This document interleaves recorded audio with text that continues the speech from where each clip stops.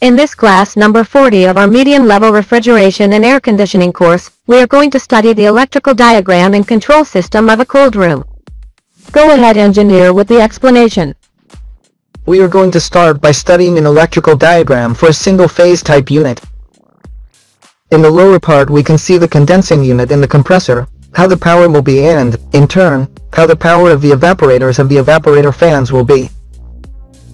Here on the right side we have the controller, here below the thermistors, and here at the top we have placed a diagram, a kind of electronic diagram of how the controller performs its tasks, so we are going to explain how this scheme works in order to understand and carry it out or apply this knowledge in real cases.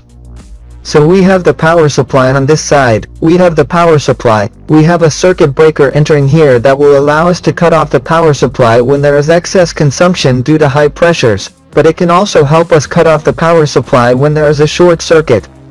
So this part of the protection of the installation is important. When we start to go down we have here the contactors. Since they are single phase, we are going to have two lines, contactors for the condensing unit, that is, contactors for the condenser fan and the compressor, contactor for the resistance of that frost, and contactor for the fans. And you carried that part too. So what would the diode be like?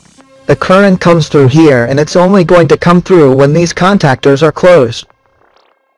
The current, on the other hand, can pass through this side without the need to use these contactors, that is, even if the contactors are open. We understand by open contactor that does not allow current to pass if the contactors are open or closed. It does not matter because the power supply to this controller, it is also important to mention this. The only thing that will cut power to the controller is that the security system of the installation opens, that is, the main system. Otherwise we will always have power to the controller. This part is important. Now, how are you going to carry out the tasks of the condensing unit, the defrost resistance, and the evaporator fans? They will be carried out when these contactors are closed, that is, when they allow the passage of current. And when these contactors are going to be closed, they are going to be closed when the current coil that controls them. Let's remember that these contactors need their coils to have current, to be energized in order to allow a magnetic field and close the switches. This is going to be achieved when the coils that we have named here, 1M, 2M and 3M, have current, and who is in charge of energizing those 1M, 2M and 3M coils. So from the power part we have to go to the control part to understand that for current to reach these 3 points we need the 1M, 2M and 3M coils to work. Let's go then to the diagram to see who is in charge of giving current to those coils. The controller. Let's look down here. Here we see bovine 1M, bovine 2M, and we have bovine 3M. Therefore, if these coils that we have here below 1M, 2M and 3M are energized, or one of these is energized, then when that coil is energized this component here will close its relay and will receive power. In this way we are distinguishing the two parts, the control part and the power part. So what must happen so that the compressor is down or the condensing unit can work? In order for the condenser unit to work, we need its coil to be activated, which we are showing here as cone A, 1M. And what has to happen for cone A, 1M to be energized? Since there must be current at this point 1, and for there to be current at this point 1, that current has to pass through this part, that is the prisoner stat. If this switch stat allows the passage of current, then we would have current at 1 and we can have current in the condensing unit. And what has to happen for the pressure switch to let the current pass? There must be current at point 3. This type of pressure switch is fed by 3 and can have the current output by 2, by 1 or by 4. Let us note for a moment that if the pressure switch then has a pressure, the normal working pressure, that is, the pressure is not below the lowest possible pressure nor above the highest possible pressure. So the current would pass through this point, from this point, and it could pass through or exit through 4, and it could exit through 1. Therefore we can say that if the pressure is adequate we are going to have an output for 1 and we are going to have an output for 4. If we have an output for 1, then we already have the possibility of being able to energize the coil that allows us to turn on the condensing unit. In turn, if we have power at point 4, we'll see what's going to happen. If we have power at point 4, we come this way, we come this way, we come this way, We come this way and we get with a switch. This switch or switch 2 allows the passage or non-passage of the current to be controlled. Even if we have adequate pressure, we are going to assume that the switch is closed. It is a manual switch that we can activate and deactivate depending on what the team's work presents. If that switch is closed because everything is normal, the current would pass and it will be achieved with this switch that we have called 1213, or this switch that we have called 14, or this switch that we have called 15. These switches allow passage and turn to where we are going. Let's get closer to here. It would allow passage for the defrosting coil when defrosting is going to be needed. It would allow passage if we continue here. If this switch is closed, the solenoid valve is allowed to pass. This solenoid valve is the valve that is located before the expansion valve. It is called the liquid because the refrigerant is liquid and allows feeding to the valve so that the valve allows passage to the evaporator. So if this switch is closed, the expansion valve will be fed and therefore the evaporator. If this switch is open, then we will not have defrost, we will then have a normal condition. And if this switch closes, then we are going to have a discharge process. So if the equipment is working normally, it should be open here. If the equipment is working normally, it should be closed so that the refrigerant can escape and can pass to the expansion valve and to get to the evaporator. We also come this way, and we find ourselves with another switch. This switch allows the evaporators to be turned on, that is, the evaporator fans. And who controls these switches? Because we have talked about some switches but we have not mentioned who controls them. It controls, this controller will control them. This controller will be in charge of allowing or not passing the flow of current for these solenoid valves. So by already having current here, by having current in this part, having current already goes to be the controller that will have the power to decide whether or not there is a current flow and what information will this controller take to let the current pass. Thermistors. Thermistors are the temperature sensors that we see here.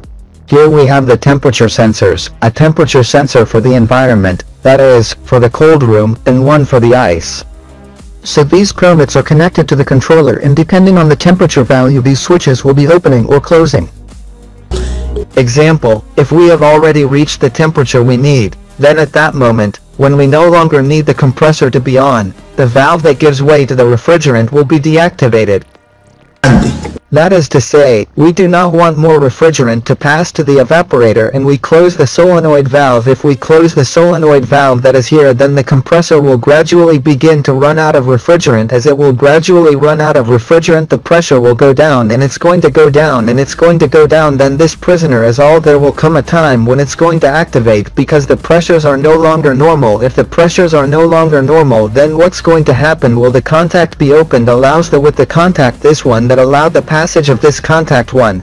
Notice that this contact 1 allowed the passage of current to the coil of the condensing unit. Remember that all this part we are going to make it smaller. All this part is the part of control.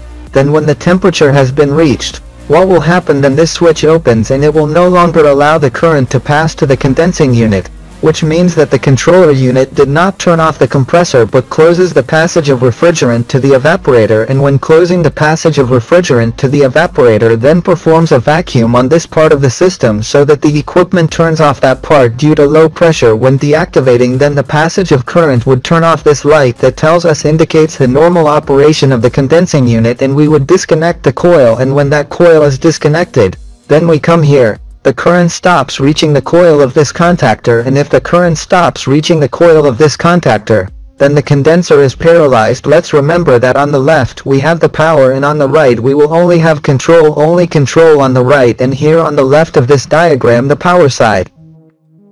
So, continuing, we are already looking, we are showing how the compressor would turn off.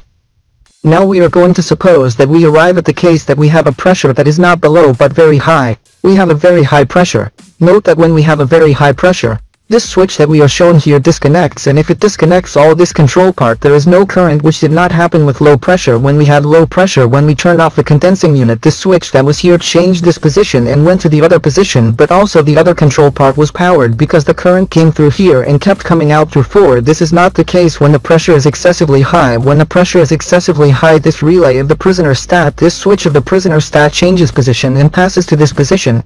Then this part is completely de-energized, not the controller, because the controller is powered by this thread. As we explained, the controller will always be powered by the valve. The part that is going to be de-energized is the part all this part of this control circuit, and it is going to be de-energized because we have reached a very high pressure. Getting closer to the point we want to explain.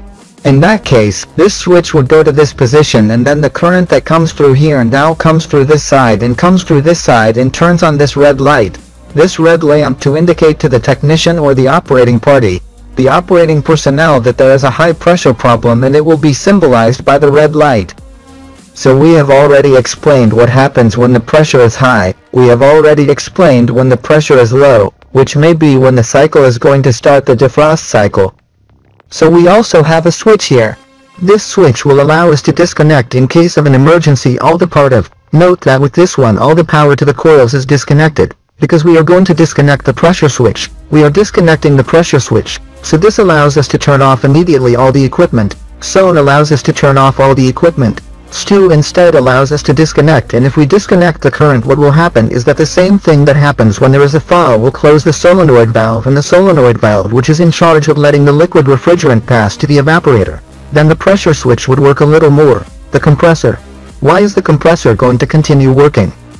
Because this pressure switch is powered, this pressure switch continues to be powered, so when the pressure switch is powered, the current continues to flow. It continues to flow and continues to reach the compressor coil, but it will stop for a minute a little while later because the low pressure will start to decrease one more, because it is going to decrease one more because we have removed the current from this circuit with STU, and let's remember that STU was in charge of powering the part of the solenoid valve. All this is control. All to the right, another important part is when the resistors turn on of that frost. We are going to stand on this side. We have here for this resistance of that frost to work. Well, of course we are talking about the coil.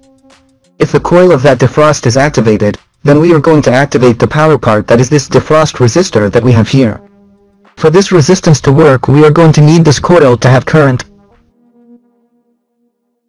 Let's locate ourselves here in the defrost resistance. For this coil that controls the defrost resistance to be activated, it must always happen that the coil switch that controls the behavior of the condensing unit is open. That is, the only way that this defrost coil works is that the switch that controls the condensing unit is open. That is, it stops. If that part is stopped, if that part is not operational, then current can pass through and get to the resistance of that frost. That will only happen, of course, if the controller orders it to activate, according to what we have seen, with the temperature in the thermistors.